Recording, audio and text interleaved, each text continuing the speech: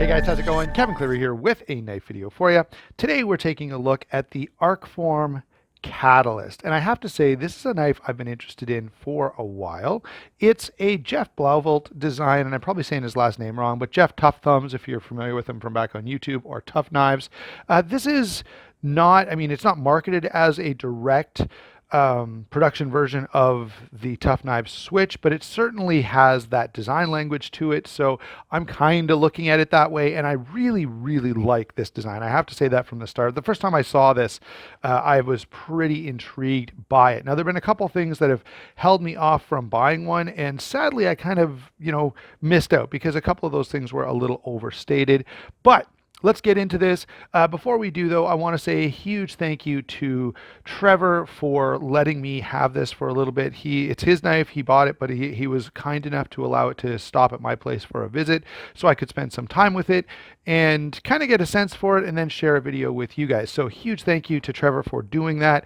And given that this is a knife that I've been so curious about, I was really, really excited to check it out. And I have absolutely enjoyed getting familiar with this knife. I have to say that right up front. My overall thoughts is I like this knife quite a bit. Okay, so let's start getting into some of the details, guys. 8¼ inches overall, actually just a hair under 3.5 inches on the blade, 4¾ inch handle. What else we got here? Grip area is 3¾ inches, so that's, you can see, fairly generous. I have reasonably large hands, but not a big problem for me to get my whole hand on there.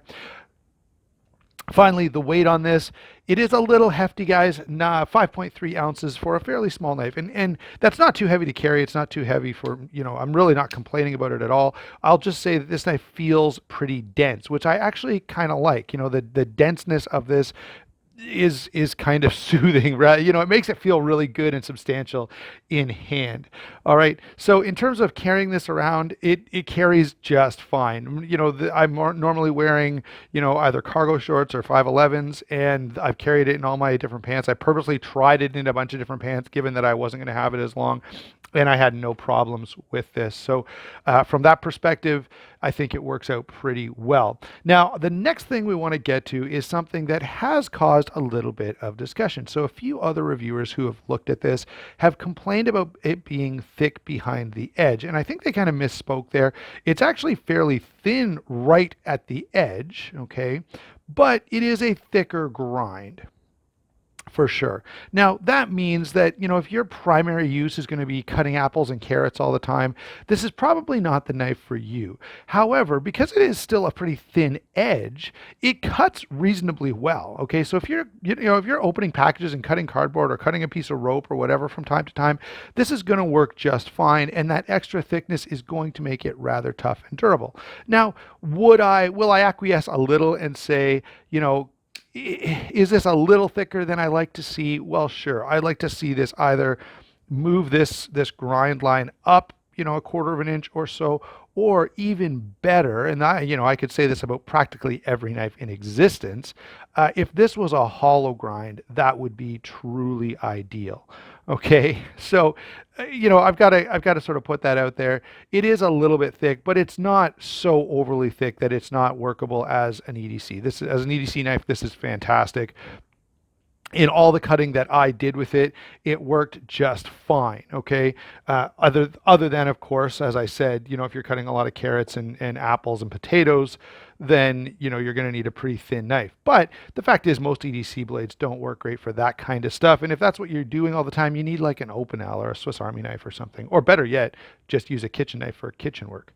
Okay, so that gets those points out of the way. Otherwise, this blade, I think the design is really nice. We got S35 VN with a drop point here, stonewash on the bevels, satin flats, very, very attractive. It does carry quite a bit of strength out to that tip. See if I can get it to show for you. There we go. And so overall, I think this blade is very, very nice. And I do think it fits the design pretty well. And again, the reason I kind of advocated for a hollow grind is you could leave this line where it was, because I do think the flow of this is quite nice. You could leave this line here so it kind of meets up with the knife the way it's supposed to, but a hollow grind would thin it out a little bit. All right, now, having talked about the blade a little bit, and essentially I'm just quite happy with it. That's my overall assessment. Just to point out that while I commented on the thickness, that's not actually a big deal. Let's go ahead and talk about the action, because that is very, very impressive. Very nice drop shut knife.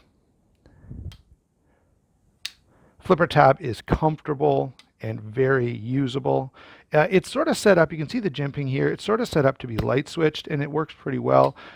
Push button is okay, but definitely this is a knife that light switches a little bit better. The detent is very dialed in. The lock bar is easy to access. There is a over travel stop there, as well as a hardened steel lock bar insert. So all the stuff we'd expect to see on a high-end titanium frame lock. The action on this is quite enjoyable. I think most WE knives these days, WE is the company that built this, and most WE knives these days are pretty stinking good. They had some issues with soft detents when they first kind of got started, and I had a few WE knives where I complained about that, but those days seem to be gone. And so, the action on this, ceramic bearings, nice flipper, overall, very, very enjoyable. Let's talk now about this handle. A couple things I want to point out here. First of all, I think it's cool. Hold on, I'll see if I can get you to take a look in there. Maybe turn it this way. There we go. So you can see the little Arcform written inside the handle. This just refuses to focus on this stupid knife. There we go.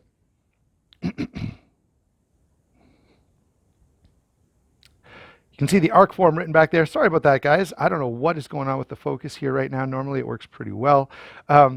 You can see that there is some internal milling on this. There you go. Both sides have been milled out to save a little bit of weight. The way they've built this is kind of integral to the handle. This is not an on-laid piece. This bolster is just milled from the titanium, and then this piece is laid on. I'm not sure how I feel about this space. I guess it's either, one way or the other. You can either make this tight or make it sit this way as sort of an overlay. And that's the choice they made. I don't disagree with it. I think it looks just fine. Adds a little bit of visual interest to the knife. And so those are kind of the design features. I guess you saw that there's a backspacer here, milled titanium clip. In hand, this feels very, very nice. I have to say that.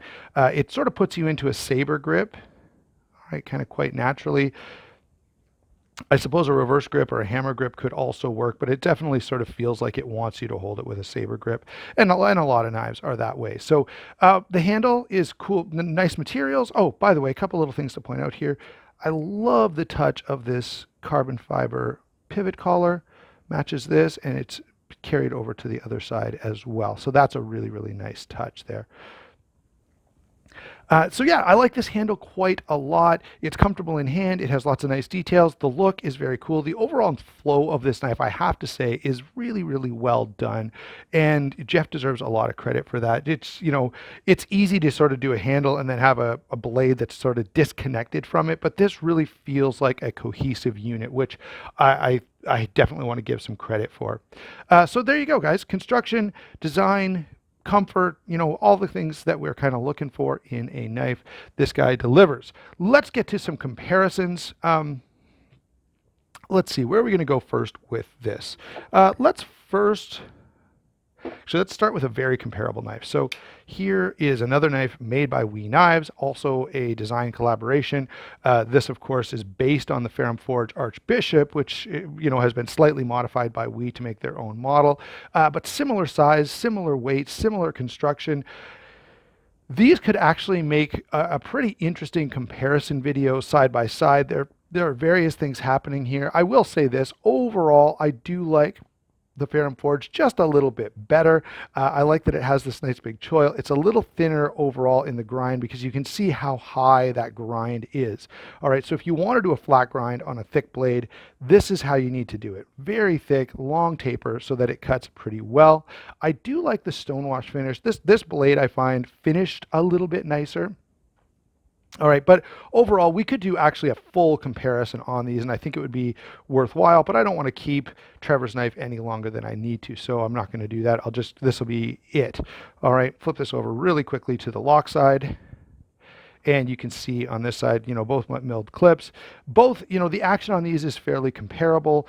The construction is quite comparable. A lot of things. Now, the Ferrum Forge is a little heavier, or I guess the WE Malice is a little bit heavier. Let's move on from that. What else have we got here? Oh, hold on. I've got another sort of comparable knife because of the fact that it's a production version of a custom. So here's the Riot Augustus, of course, based on the Kirby Lambert Augustus. And so doing a similar thing, right? A high-end knife company creating a production version of a really nice custom knife, a popular custom knife. And, you know, there's tons of options like this out there. Riot and we really do the best ones. You know, I sort of feel like there's Riot, then we, and then everybody else is kind of playing catch up. I will say, out of sort of all the overseas manufactured knives, outside of these two, I've got to give a lot of credit to Monterey Bay Knives. They tend to do a really nice job, and they kind of use a few different companies to do their work rather than sort of one place. Okay, so that's a different approach, and they've done pretty well with it. I know that's a total aside for this video, but there is a significant consideration here, and that is price. This is going to be like $100 more than this. And of course, it depends on which designer you like better and a lot of other things like that.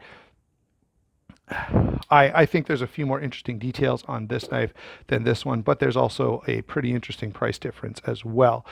Thinking of high-end knives, here is a knife from Riot that's a little more comparable. If what you're just looking for is a nice high-end titanium folder, I still think the Torrent is about your best option because of the fact that it comes in at a very reasonable price point, especially on the secondary market. So if you really want to experience, you know, that great action and a near custom feel, you know, the best that a production knife can offer, the Torrent is a really, really good place to look for that, or a number of other Riots as well. Now, thinking of titanium frame locks, it's hard to talk about titanium frame locks without bringing in a Chris Reeve. Of course, the difference is this is going to be built in the USA. It's going to cost a little bit more. And you know what, by the way, while we're talking about this, let's throw this in. I've been kind of griping on this lately anyway, so let's bring it up again.